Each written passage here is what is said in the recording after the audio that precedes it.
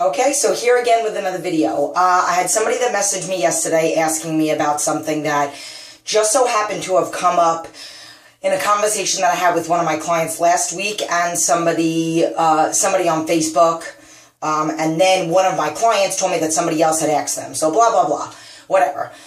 So basically this person messaged me and said, how do you get started when you're so discouraged as to, and I'm assuming this is the right way that, what she meant by it, when you're so discouraged about where you're at, or like getting motivated to get started, and I'm hoping that this is what she meant by it. So like, let's just say if you're like looking at yourself in the mirror and either one of two things, oh my God, I can't believe what I'm looking at on the scale or what I see, I'm never going to be able to get there. Or, oh my God, I can't believe I let myself go like this because I used to be in shape.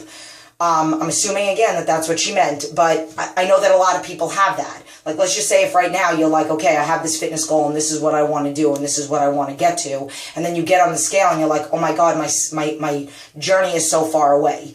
First of all, you have a number because you want to track your progress, and it's very important that you track your progress because of those little rewards every week.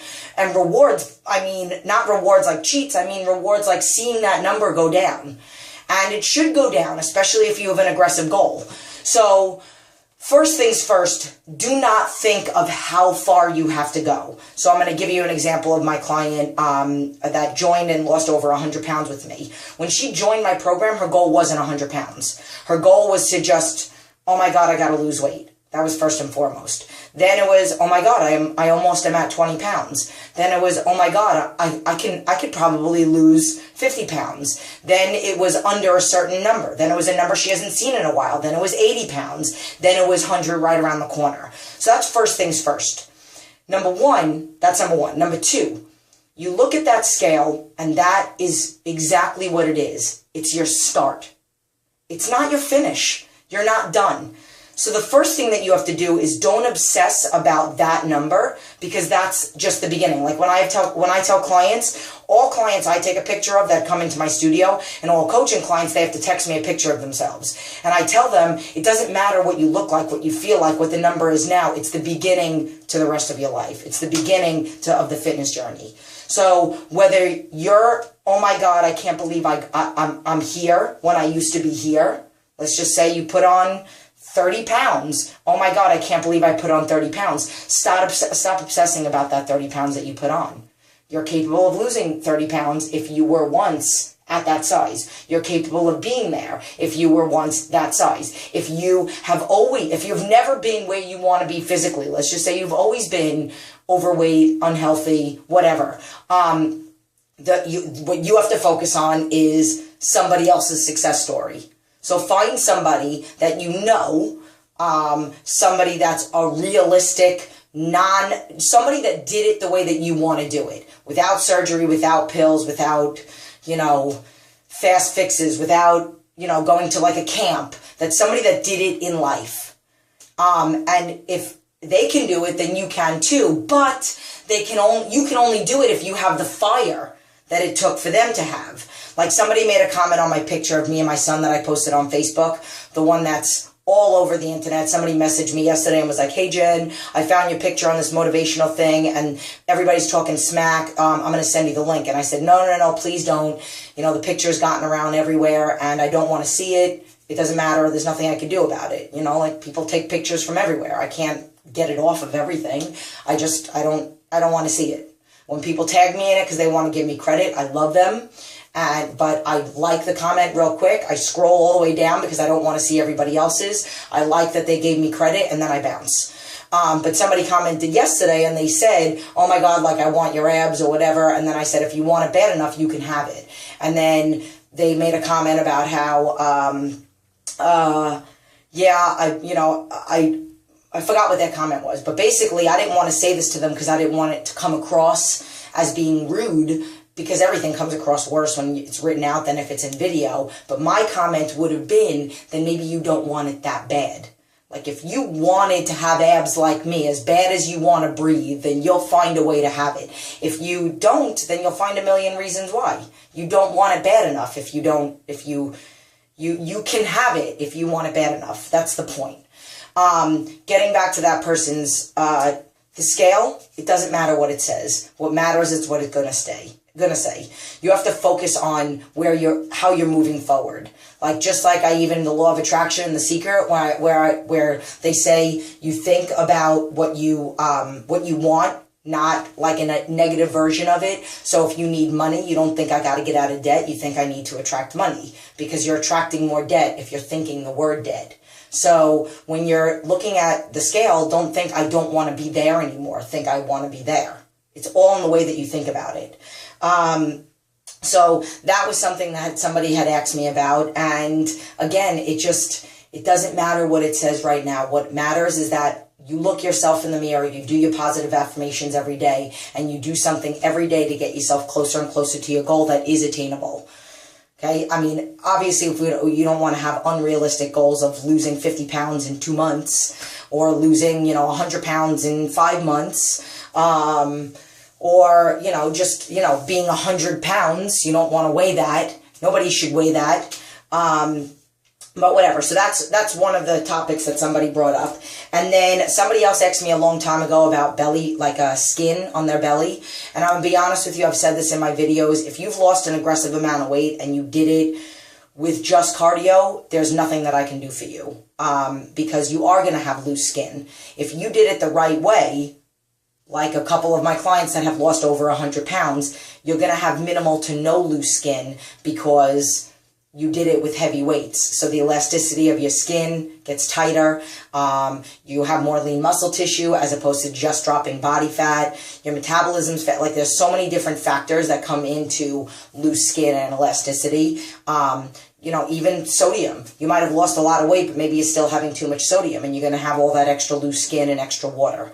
So that's one thing. Then somebody else asked me about my style of training and rest days in between. And unless you are watching this and you're a bodybuilder, and when I say bodybuilder, I'm talking like a bodybuilder like Phil Heath. I'm talking like a bodybuilder like bodybuilders that are trying to get inches on their biceps, and they're doing biceps on Monday, and then they go to do biceps on Tuesday. That is overtraining. You don't want to do that. You want to build and tear the muscle, and then you want it to grow. You do want your muscles to grow. My style of training, and I'm going to tell you a little bit about my week, including yesterday, I don't believe in that. I have a client that joined my program 2 and something years ago, and she wanted to put on lean muscle tissue. She really only wanted to lose a little bit of body fat. She trains with me 6 days a week. And she has shoulders and does figure competitions, and my style of training is very different. I believe in heavy weights, being dynamic, adding plyometrics, not a lot of rest, and working out every day. You can work out 6 days a week and hit the weights and hit them heavy. You're not a bodybuilder like that. I'm a bodybuilder, but I do bodybuilding style of training, but my style of training. Okay, so now to give you an example of what I mean. Last Thursday, I had drama with my car. Didn't matter. I couldn't go to jiu-jitsu, so I went to the gym and I trained. I did stiff-legged deadlifts for my hamstrings, glutes, lower back, but it's a leg thing. Laid back on the stability ball, did chest press. I did some biceps. I did some shoulders. I did some push-ups. I did some triceps. A couple of the other ones were heavy weight, but the stiff-legged deadlifts was the heaviest, and that was the one that I went up in weight on. So basically, I pick one exercise, and I go up in weight on it, and everything else, most of the time, stays the same. Maybe I'll go up in weight on another exercise also. So I'll do a circuit, and I won't stop either. So I'll do the stiff-legged deadlifts. Right after I'm done with that, I lay on the ball. I do the chest press. Right after I'm done with that, I do a wall sit shoulder press. Right after that, I do push-ups. Right after that, I do dumbbell curls. Right after that, I did 2 burnout curls, and then I jump rope, and I think there was a couple more exercises. I posted the picture, and I go around and around and around and around until I get up as heavy as I possibly can. And I think I did like 6 or 7 rounds of it, and it was a little over an hour, and I think I got up to 185. So that's not like tremendously heavy, but when you're on like your 7th round, then you get tired. So I'm definitely going to go up in weight next time I do them. The day after that on Friday, which is usually my training day, I did a heavy hack squat. And I supersetted heavy hack squat with I forgot what the heck I did with it. Oh my God, these days get away from me. But I know I did push-ups. I think I did,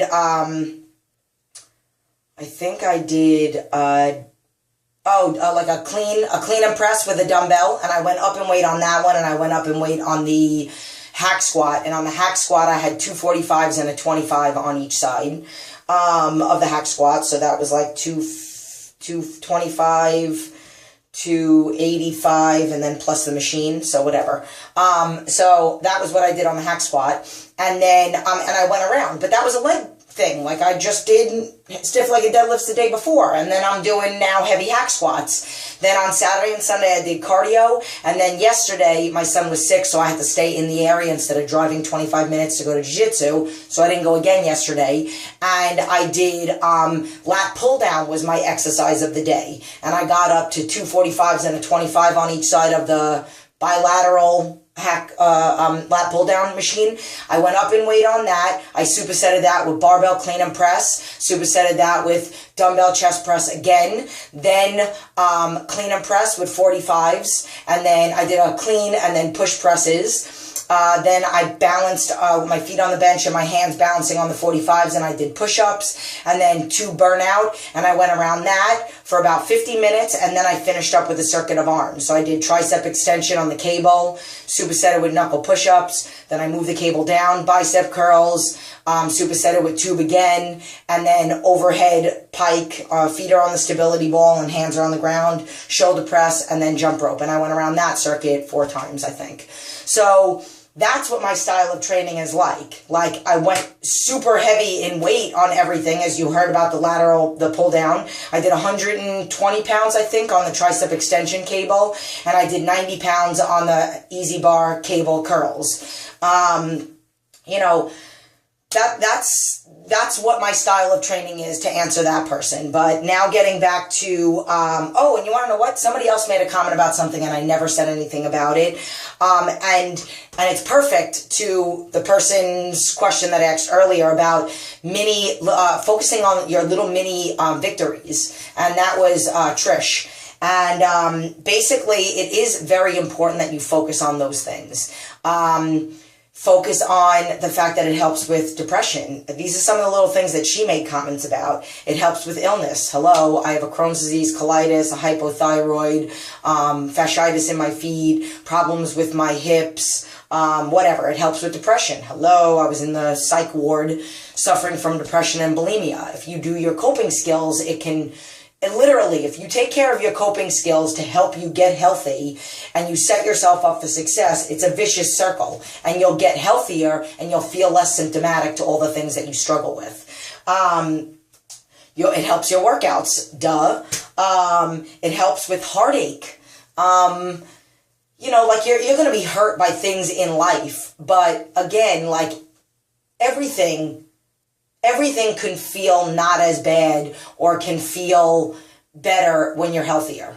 Not saying I would never suffer from heartache if something terrible happened to me, but, you know, it just helps with not feeling responsible for things, because we're all very big on feeling guilty for everything. And this is the reason this happened is because of this, and it's all my fault. And, you know, you start to get this realization that, you know, the 4 agreements. Don't take anything personal, never make assumptions, keep it simple, and be impeccable to your word. So, you know, that's what life is all about. And if you do your affirmations every day, daily motivation, eat healthy.